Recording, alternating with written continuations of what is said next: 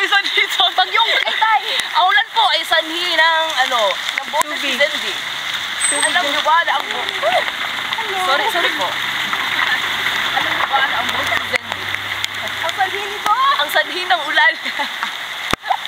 Sana eto naman si Francis. Videohan mo. Francis pala. Videohan mo yung shirt mo. Ayaw niya eh. Sino magsalita ka? Naku, ang hila. May dalubyo. May dalubyo. Oh, gumagalaw na. Nandito na siya. Bagyo. Char lang. Char lang. Char lang ha. Rupture na yun. Anong lodge kayo, ate? Ha? Anong lodge kayo?